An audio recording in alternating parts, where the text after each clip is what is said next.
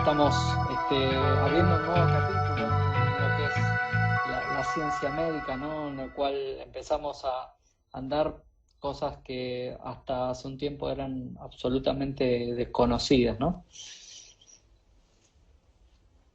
Así que, bueno, bienvenido José María. Y quiero comentar que también esto está siendo transmitido por YouTube en forma directa, así que pueden hacer preguntas. Trataré de ver preguntas a través de Instagram y YouTube. Y esto, bueno, nos permite, gracias al auspicio del laboratorio Argentia, @laboratorios.argentia. Así que, bueno, José María, muy bienvenido. Gracias, Fabio. Gracias por la invitación. Creo que participar con ustedes siempre es un placer. Ahora con las nuevas tecnologías a raíz de la pandemia, curiosamente hemos estado muy cerca de ustedes desde hace algunos años, pero ahora más. Y tanto la Sociedad de Gastroenterología de México como SAGE y las asociaciones afines como CIDEMO, creo que hemos estrechado mucho los lazos a pesar de la distancia. Siempre es grato platicar con colegas, pares de otras partes de Latinoamérica y en especial con nuestros amigos argentinos que llevamos mucho tiempo en relación la Asociación Mexicana de Gastro con ustedes.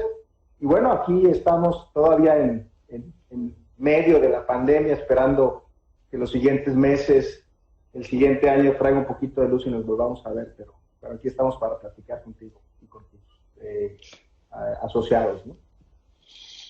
Bueno, yo la verdad te tengo una sorpresa. Yo perdí la cuenta de cuántas veces viniste en Argentina, pero ya te tenemos el documento nacional de identidad. No te lo pudimos dar por el tema de la pandemia, pero ya para la próxima. Para la próxima con mucho gusto. Seguro que sí, viceversa. Aquí trabajamos las visas de los amigos argentinos cuando se necesite, ¿no? Pero sí, es entrañable y todo el grupo de SAGE desde hace mucho tiempo es una comunidad médica, científica muy reconocida y con gusto estaremos los mexicanos apoyando a nuestros amigos argentinos y viceversa. Entonces, pues nada, seguir adelante y estrechando lazos, ¿no? Ahora de forma virtual. Excelente. Bueno, fuimos armando una serie de preguntas que van a transcurrir a lo largo de este vivo, cosa de tener un hilo conductor. Así que, José María, me gustaría preguntarte qué tan frecuente es el COVID-19 en las manifestaciones gastrointestinales. Fíjate que es una muy buena coincidencia esta fecha, porque leía yo anoche algún post y algún Twitter de Brennan Spiegel. Brennan Spiegel es el editor actual de la American Journal of Gastroenterology, que él el año pasado,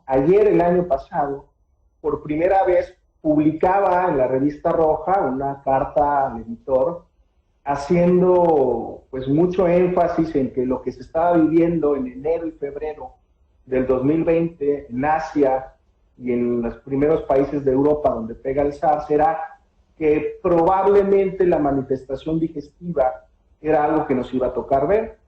Y en esa carta al editor, en este brief communication, él lo pone ayer y hace mención de que desde el inicio se empezó a reportar que entre el 30 y 40% de los pacientes que se infectaban con SARS-CoV-2 iban a tener una manifestación digestiva inicial, ¿no? Y lo empieza a trabajar muy bien a través de diversos medios y las series de casos empiezan a revisar retrospectivamente que efectivamente de forma inicial un 30-40% de los pacientes iban a debutar con manifestaciones gastrointestinales. Creo que esa alerta o esa alarma hizo que rápidamente la comunidad de gastroenterología estuviera alerta. Nos recordó mucho, por ejemplo, algunas infecciones virales como rotavirus, que sabemos que los pródromos se pueden confundir con infecciones de vías respiratorias, y empezar a acelerar mucho la casuística. Empiezan a tratar de ver cómo se comporta esto en los Estados Unidos, Las primeras series, las series chinas, reportan 30-40% de manifestaciones gastrointestinales. En Europa es un poquito menor, pero cuando llega al continente americano, nuevamente aparecen simultáneamente dos estudios grandes, uno en la costa este, el grupo de Nueva York, que reporta 20-30% de pacientes con COVID van a iniciar con una manifestación digestiva. Se replica un poquito la casuística en California y nosotros rápidamente empezamos a hacer como esta alerta de cuidado con las manifestaciones gastrointestinales porque nos tocó verlas, lamentablemente muchos colegas gastroenterólogos en esta duda pues se infectaron. Yo me quedaría con esa cifra de 1 de cada 3, 1 de cada 4. Bastante alto. ¿Cuáles son esas manifestaciones, José María?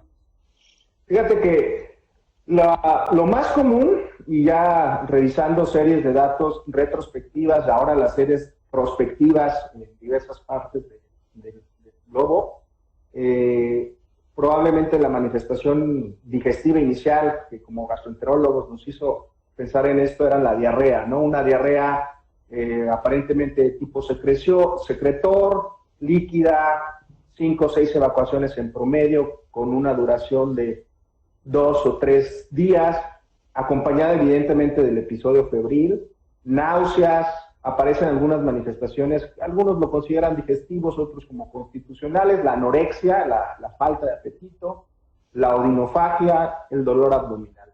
Yo me quedaría con estas manifestaciones gastrointestinales que probablemente el año pasado, para marzo y abril, andábamos ahí buscando algún rotavirus, alguna toxina y acabamos dando cuenta que no. Pero hay otra que es de nuestra área, que son las alteraciones de las pruebas de funcionamiento hepático.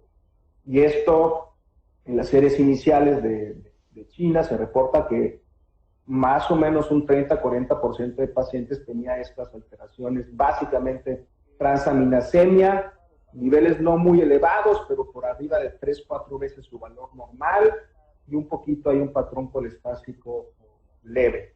Me parece que esto en su momento, incluso las alteraciones hepáticas, las primeras series, las series chinas, hablan de una mayor mortalidad, eran pacientes que llegaban más enfermos, con mayor probabilidad de ir a terapia intensiva e incluso de tener enlaces fatales.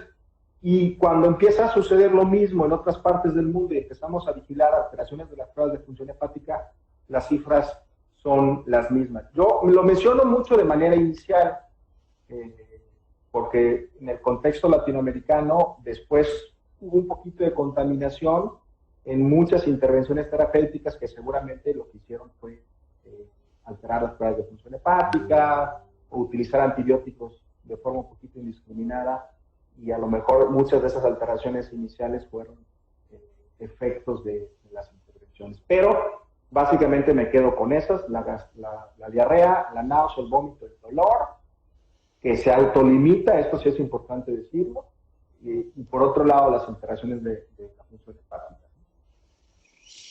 Bien, ¿hay algún síntoma residual que haya tenido, digamos, en pacientes que ya tuvieron COVID? ¿O pacientes que queden con alguna alteración o que uno interpreta como una disbiosis o algo por el estilo? Pues mira, un poco de todo, de estas manifestaciones digestivas iniciales. Nosotros empezamos, por lo menos en México, a partir de los primeros casos en febrero, marzo, a tener una casuística inicial aquí en el sureste que nos permitió ver y después seguir ya un grupo importante de pacientes con estudios prospectivos en colaboración con el grupo español. Hay gente de Argentina, Colombia, Brasil que hemos estado siguiendo y hemos visto un poco de todo. Esto que leemos en las noticias del que el COVID afecta a todos los órganos, en el aparato digestivo está documentado todo. Esofagitis, pancreatitis,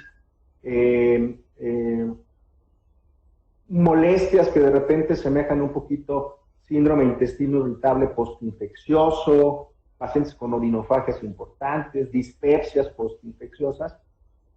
Bioquímicamente, aparentemente, estas alteraciones sí llegan a resolverse, pero la pregunta está un poquito en el aire de esto que le llaman el COVID largo o los síntomas post-COVID, que pudiera ser algo que 3, 6 meses después persista. Hoy, por ahí hay una editorial también, una comunicación breve en el American Journal of Gastro, del grupo que trabaja IBS postinfeccioso, donde está Max Wilson metido en esto. Hablan de que probablemente tengamos una olita de alteraciones funcionales post-COVID que pudieran parecerse a alteraciones postinfecciosas que se ha documentado con otros virus, ¿no? Como rotavirus o Norval. En mi experiencia y en lo que estamos nosotros viendo en estos estudios prospectivos muy largos, pareciera que hay un porcentaje importante, 5-10%, que pudiera quedar con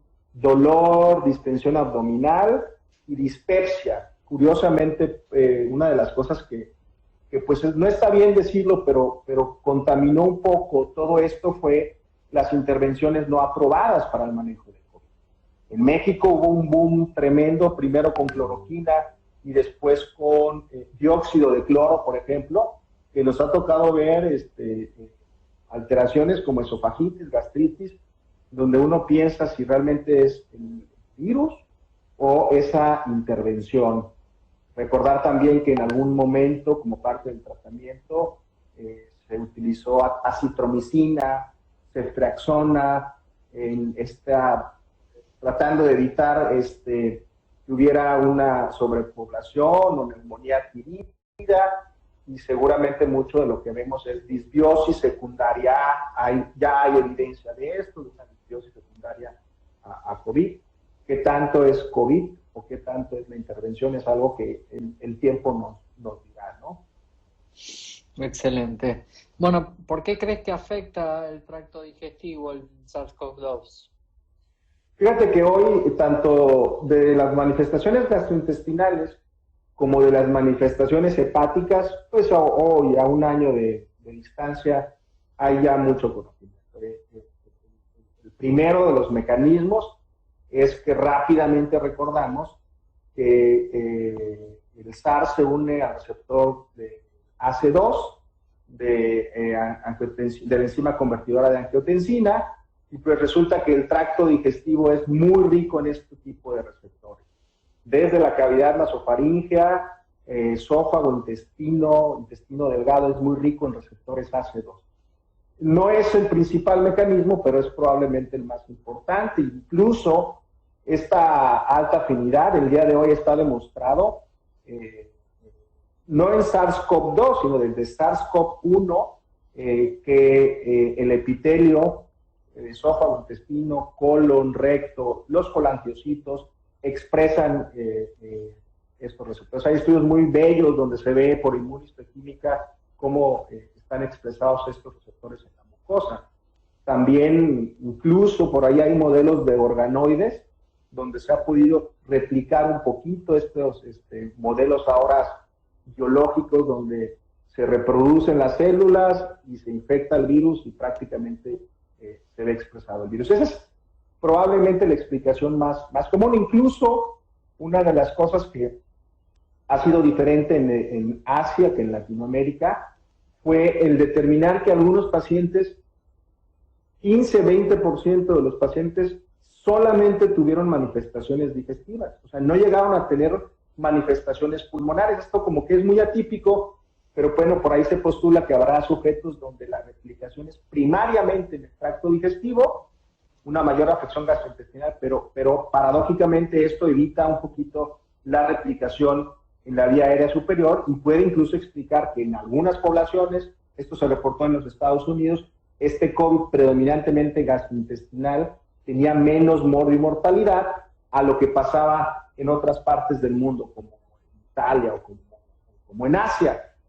¿Qué determina esto? Si es una cuestión genética, una cuestión de expresión de antígenos, histocompatibilidad, no se sabe, pero básicamente hay una explicación biológica, ¿no?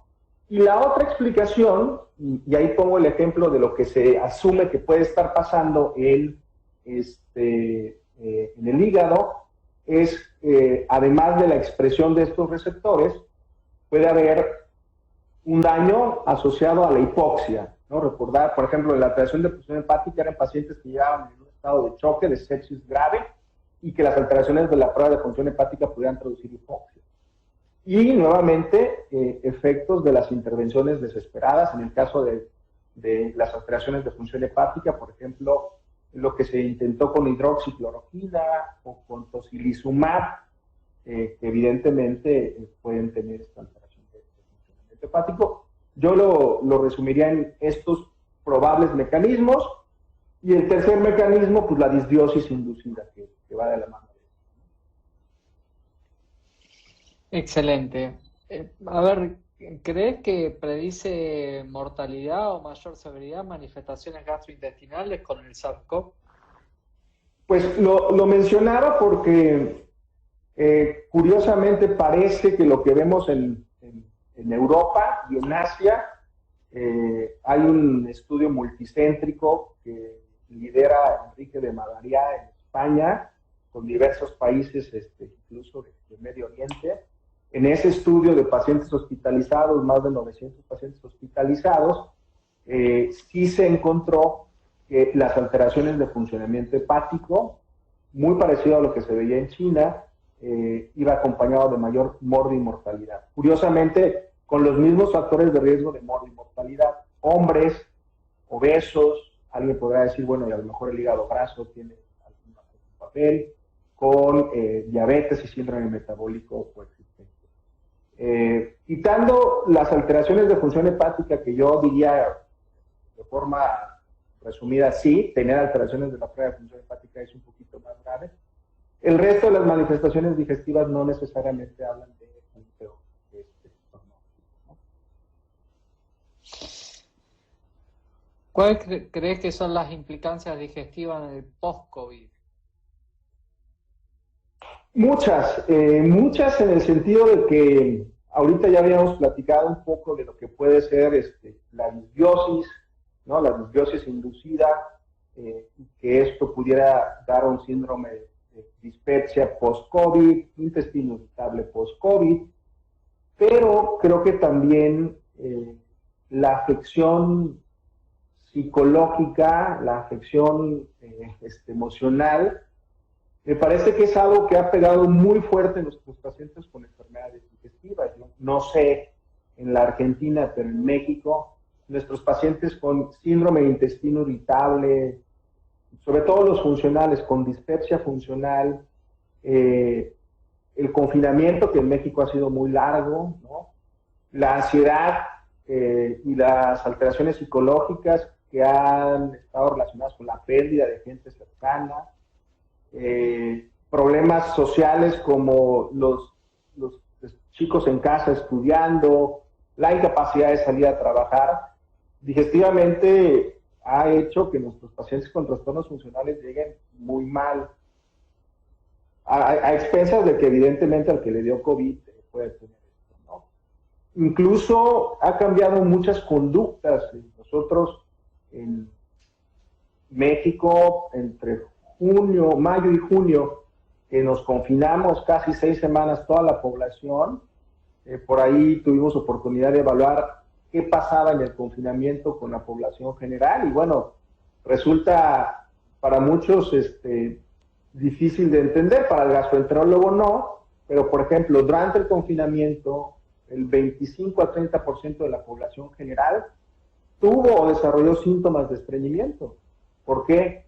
Porque dejó de hacer ejercicio, ¿no? Porque dejó de tener una alimentación rutinaria, dejó de tomar agua, y estos pacientes no es necesariamente el COVID, pero lo que acompaña al COVID, que salen y de repente vemos sujetos que antes no eran estreñidos, ¿no? O sujetos que subieron de peso y ahora tienen enfermedad por reflujo. Yo ahí sí creo que además del efecto directo del COVID, es esto que sería como el daño colateral en el aparato digestivo, ¿no? Algo tan fácil de entender para el gastroenterólogo, pero no para el paciente, es decir, después o durante la pandemia traigo un estreñimiento bárbaro, que no lo tenía, y creo que hay algo malo, les genera ansiedad, y estudiarlos ahorita tampoco es fácil. Entonces, creo que sí nos toca ver muchas cosas, digo, a reserva de, pues, que en cada de las patologías digestivas habrá algo que el COVID afectó, ¿no? En enfermedad inflamatoria, en celíacos,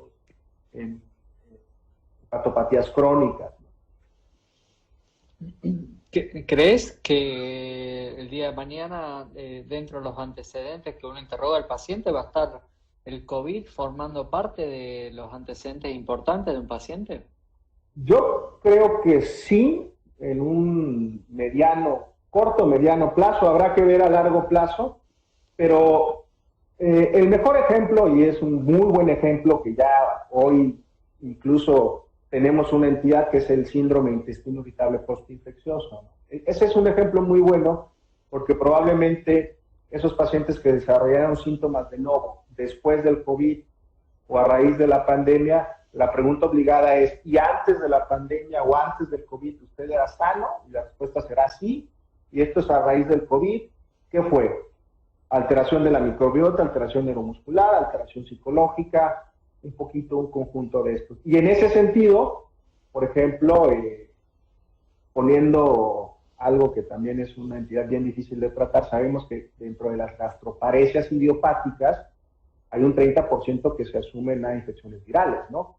Entonces, hoy seguramente tendremos que tener esa pregunta forzosa. Y yo iría un poquito más, o sea, ¿tuviste COVID?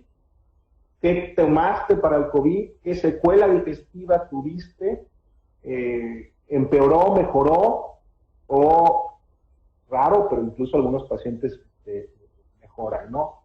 Creo que sí se va a forzar mucho a todos los pacientes con enfermedades digestivas, forzosamente decir qué pasó y cuál fue el impacto de COVID en el pre y en el post.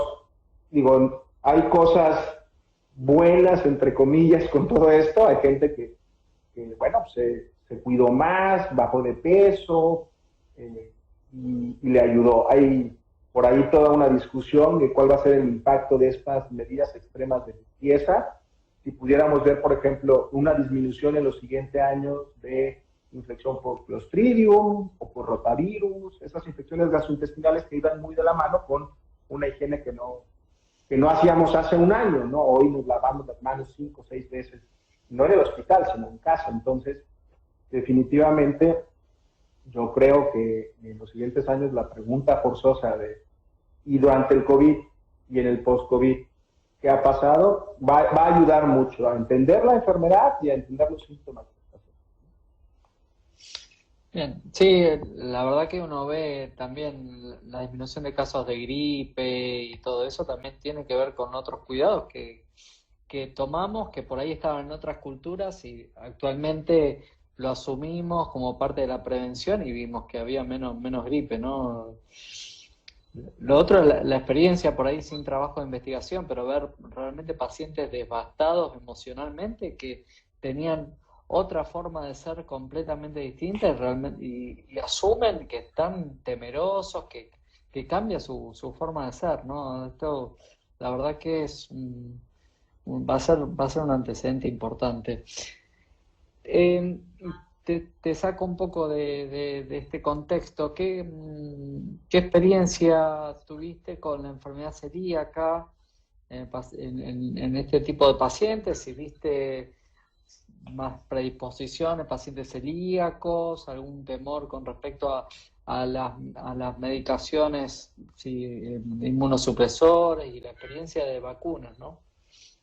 Fíjate que eso es algo que rápidamente, cuando ya estuvo muy claro que era una enfermedad que tenía una afección importante en el tracto digestivo, pues los grupos de interés se pusieron, como decimos en México, pilas a tratar de ver qué iba a pasar con enfermedad inflamatoria intestinal, hígado y específicamente enfermedad celíaca. Todos conocemos esta gran publicación que participó prácticamente toda Latinoamérica en Secure Celiac, donde se hizo una database de más de 18,000 casos, preguntando a los pacientes celíacos que les daba COVID la evolución. Y afortunadamente, ya hoy, además de ese estudio en otras partes del mundo, dicen que el ser celíaco no te confiere un mayor riesgo, tienes un riesgo similar y que los desenlaces necesariamente no van de la mano con la enfermedad celíaca, van de la mano con las comorbilidades que sabemos que están ahí, ¿no? La obesidad, el sobrepeso, el síndrome metabólico, que fue algo más o menos similar a lo que se reporta con el IBD Secure. ¿Qué pasó con los pacientes con enfermedad inflamatoria? Muchos de estos se suspendieron los biológicos, ¿no? Pensando que este estado de inmunosupresión los iba a hacer más pronos a infectarse, y bueno, resulta que no necesariamente. Entonces, bueno, el día de hoy nuestros pacientes celíacos mexicanos pues siguen y tienen las mismas recomendaciones, les mantenemos informados acerca de mantenerse con la dieta, y ahora con las vacunas, como todas las poblaciones, pues están como con muchas dudas y temores, pero bueno, al día de hoy tampoco hay evidencia de que alguno de los esquemas de vacunación tenga alguna contraindicación o algún efecto sobre el aparato digestivo. De los medicamentos y de los fármacos, nosotros lo que insistimos demasiado en México fue en evitar el abuso excesivo de antibióticos. No había, claro, o sea, no fomentar disbiosis es algo que nosotros con nuestros celíacos somos muy insistentes. Si no necesitas antibiótico, no hay que tomarlo. De repente, te digo, estas intervenciones, no sé si en esta parte, las latitudes en las que ustedes están, el dióxido de cloro, la ivermectina y muchas cosas que vendían mucho, pero eran completamente inútiles, creemos que también pudieron haber tenido un efecto importante. Entonces, nuestros pacientes con enfermedades inflamatorias de enfermedad celíaca, igual, sí darles un poquito la tranquilidad, porque también el temor es que les fuera peor, ¿no? O sea, los que ellos querían saber es, ¿me va a ir peor por ser celíaco, por tener IBD o por ser cirrótico? Pues no necesariamente. Bien, ¿y qué experiencia con respecto a la vacuna en este tipo de enfermedades autoinmunes o que están con inmunosupresores? No sé qué disponibilidad tienen de la vacuna, qué tipo de vacuna están recibiendo actualmente. Te comento porque nosotros vamos un poquito lentos, pero bueno, empieza cada vez más a aumentar la población abierta a vacunarse. Tenemos el día de hoy disponibilidad de la vacuna de Pfizer, de RNA mensajero, y de Sinovac, AstraZeneca, CanSino y Sputnik, ¿no? Que son muy parecidas a las que ustedes tienen, ¿no?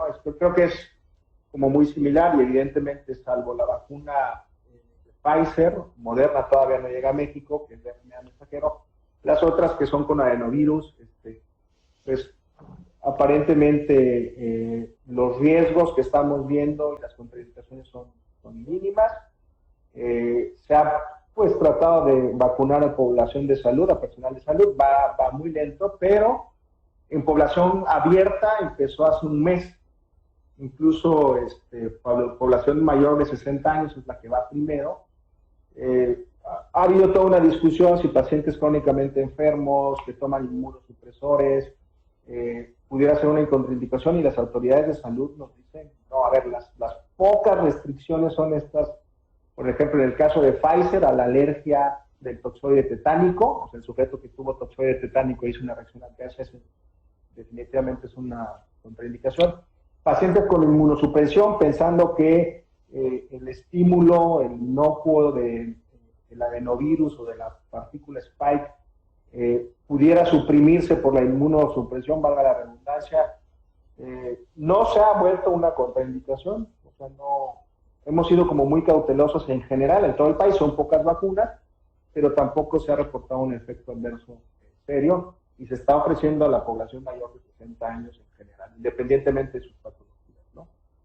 No sé, en su experiencia allá en Argentina, si hay alguna precaución. Creo que ustedes tienen más experiencia con la Sputnik, ¿no? Sí, así es. No sabemos, aquí en México, Ciudad de México ha sido la única ciudad que ha recibido Sputnik. El resto del país empezaremos a revisarlas, pero ahí, ahora me gustaría aprovechar que te tengo a ti, si ya vamos a tener que cambiar el Malbec por el vodka la próxima vez que nos veamos. No, espero que no, espero que no. No, eso ya viene en la parte es genotípico eso, así que despreocupate, no vamos a cambiar el Malbec. Sí, es verdad que la primera que llegó acá es Sputnik. Al principio había cierta reticencia porque veíamos muchos efectos adversos y la gente empezó a asustarse, pero la verdad es que después, más aún y apoyado por las publicaciones, la gente se fue tranquilizando sabiendo que iban a estar estos efectos adversos. Uno sabe que, por ejemplo, la vacuna de Pfizer tiene menos quizá efectos adversos que la de adenovirus, así como igual que Moderna, ¿no? Así que, pero al principio había cierta reticencia, ahora la gente ya empezó a aceptar y se va vacunando con la vacuna que está disponible. Quizá la que más va y ven estuvo es la de Oxford, la de AstraZeneca, que entró y salió, ahora está suspendida aparentemente, ¿no? Ujú. Sí, sí, estamos igual. Bien. Bueno, José María, me gustaría que nos des un mensaje final redondeando todo esto, el COVID y la gastroenterología después de un año, la implicancia que vimos y todos los síntomas gastrointestinales y los antecedentes que nos van a quedar en nuestros pacientes, quizá lo veamos a corto plazo, ¿no? Yo creo que un mensaje así como para redondear es, pues mientras no se acabe de controlar la pandemia, pues como gastroenterólogos nos va a seguir tocando ver por lo menos que una tercera, cuarta parte de los pacientes con COVID van a debutar con manifestaciones digestivas, van a seguir llegando al consultorio por dolor, náuseas, vómito, y no tenemos que dejar caer la guardia ni bajar de la cabeza que el día de hoy ese cuadro infeccioso viral digestivo tiene que seguir pensando uno que es COVID hasta no demostrar lo contrario. Mientras no estemos en esa inmunidad de rebaño, nos va a tener que seguir tocando, ¿no? A lo mejor lo hacemos un poquito ya con más de certeza y calma, si uno está vacunado, o sabiendo que las medidas de protección son importantes. O sea, yo ahí quiero también hacer mención muy puntual de lo que tuvimos que sufrir los que hacemos procedimientos, ¿no? Los estudios endoscópicos que se pararon, los estudios de motilidad digestiva con el temor de ser procedimientos con alta probabilidad de aerosolizar y que nos cambió la práctica a tener que protegernos con todo esto que hacemos el día de hoy. Creo que a un año después, las guías, las normas oportunas en su momento, asociaciones como la Mundial de Endoscopía, de Gastroenterología, Neurogastro, dijimos, cuidado, yo creo que eso salvó muchas vidas de colegas nuestros, lamentablemente, ojalá hubiera sido mucho antes, ¿no? Y muchas de estas prácticas a lo mejor llegan para quedarse, otras no. Hoy creo que ya todos estamos un poquito más relajados y sabemos que utilizando el cubrebocas suficiente, no necesitamos tampoco ya tantos aditamentos, pero lo menciono porque esto es algo que también, mientras no estemos con esa inmunidad personal, el grupo de trabajo o la población general, tocarán todavía por ahí algunos meses de hacer estudios con muchísima protección, ¿no? Y finalmente, pues estar un poquito como atentos acerca de qué es lo que viene en los siguientes meses, en el siguiente año, cuáles van a ser estas secuelas. A lo mejor es algo que le hemos prestado demasiada atención porque es lo que tocaba, pero de pronto resulte ser que todas estas alteraciones ojalá y puedan revertirse, ¿no? Creo, y lo mencionaste muy bien, el impacto psicológico, ese sí nos va a tardar un poquito en digerirlo y en ver la afectación. Los pacientes llegan más preocupados, más demandantes, retomar los estudios de escrutinio para cáncer de colon, seguimientos, pues estamos en una pausa de 2 años. Nos va a tocar, afortunadamente, mucho trabajo. Como gastroenterólogos vamos a ver mucho de esto relacionado con COVID y evidentemente pues estar pendientes de la información, la literatura. Y lo que nos toca, que bueno, afortunadamente somos gastroenterólogos y no estamos exentos de ver este tipo de patologías. Creo que somos una comunidad que en su momento pues nos volvimos importantes en esta alerta de manifestaciones digestivas, síndrome febril, infección de vías respiratorias, COVID hasta no demostrar lo contrario. Y así tiene que ser, yo creo que todavía un buen rato. Bien, bien, excelente, clarísimo, José María. Bueno, la verdad que te agradecemos desde la Sociedad Argentina de Gastroenterología tu participación en esta charla que, bueno, consideramos importante como algo absolutamente novedoso y teniendo en cuenta que hay trabajos nuevos que ya están investigando esto, el impacto del virus a nivel gastrointestinal, así que bueno, no más palabras de agradecimiento, sabemos que son horas laborales allá en México, así que te agradecemos la participación, así que una vez más, no te hiciste presente físicamente, pero bueno, lo estamos haciendo de forma virtual este año.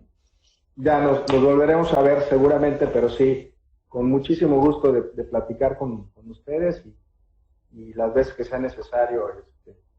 Siempre es preferible sentarnos a platicar con un buen bife y un buen vino, pero mientras no se pueda, pues lo haremos aquí a la distancia con una taza de café y un mate, ¿no? Excelente, excelente. Muy bien. Bueno, muy bien. Muchísimas gracias y otra vez más agradecer al Laboratorio Argentia por permitirnos esta jornada. Así que, bueno, José María, nos vamos a estar viendo y ojalá el año que viene ya sea presencial. Encantado. Cuídense mucho. Chao. Hasta luego.